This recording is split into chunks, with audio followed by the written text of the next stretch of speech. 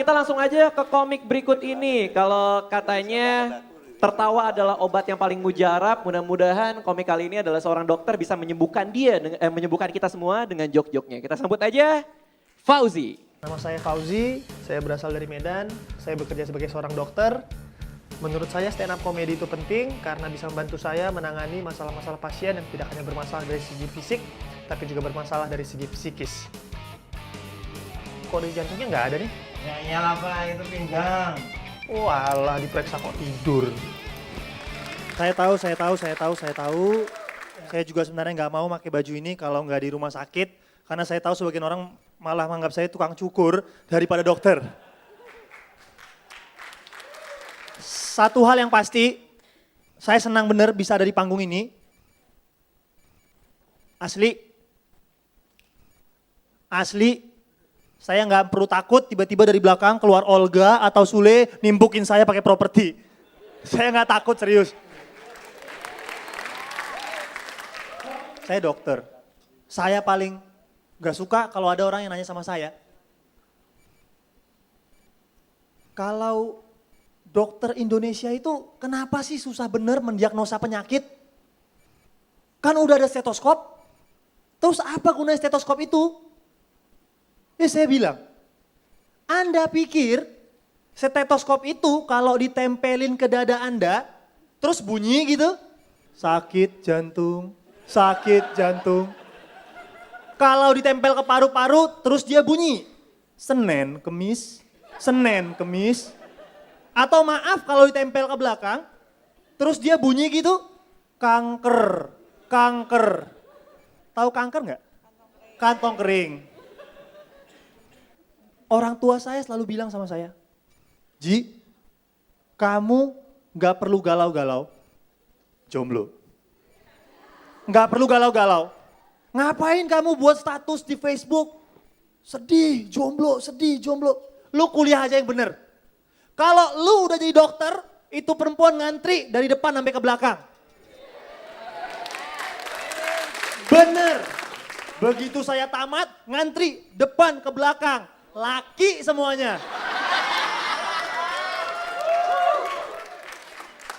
Cerita-cerita soal laki, saya sebenarnya paling demen seandainya pasien yang datang ke rumah sakit saya itu cewek, cakep.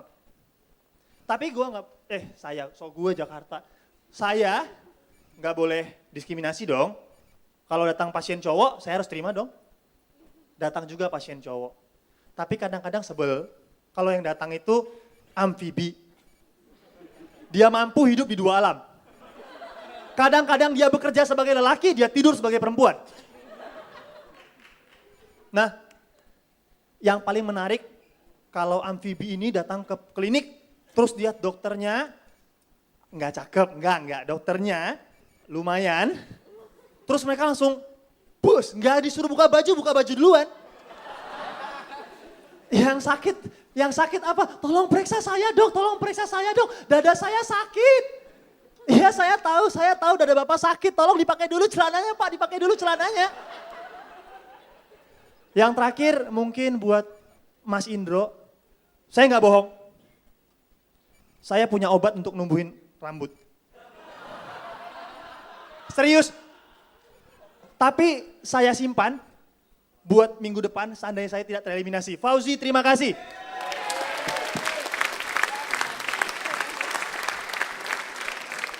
Oke Fauzi, ini aku ngelihat ada kepingan-kepingan cerita ya, fragmen-fragmen kecil yang kamu susun.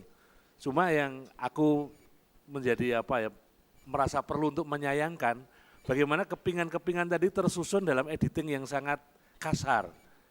Jadi kalau misalnya ada satu bridging atau jembatan-jembatan penghubung, sehingga kamu bisa menuturkan seluruh pengalaman-pengalaman yang potongan-potongan fragmen tadi menjadi sesuatu yang mengalir. Artinya di sini adalah satu kekuatan penulisan cerita dan kamu membawakan dengan bagus, saya kira akan menarik. Tapi tadi kesannya jadi agak tersendat-sendat ya. Saya nggak ngerti apa yang kamu rasakan dari situasi itu. Mas Indro. Ketakutan. Nervous ya? Nervous kayaknya ya. Ya kamu nervous ya? Bener. Dokter bisa nervous juga ya? Kalau ngelihat cewek cantik di depan, iya saya bisa. Normal men. Anda tuh sebetulnya lebih pantas jadi pemain band kayaknya ya. Memanfaatkan banget ini nih, memanfaatkan banget panggung gitu. Ruang panggungnya oke. Mentang-mentang panggungnya panjang, waduh. Ente kayak Michael Jackson. Kesono kemari. Mendingan tadi salto sekalian. Tapi oke, itu artinya salah satu bagaimana, gue tahu bagaimana Anda menguasai diri Anda nervous tadi kali ya. Kita ketahui sama-sama bahwa komedi itu sebuah hal yang serius. Oleh karena itu mungkin dibutuhkan keseriusan lagi lebih keras untuk di depan benar-benar merencanakan, mengkonsep atau membuat skrip yang baik mengenai itu. Saya pikir itu yang paling berguna. Tapi oke, Pak Haji.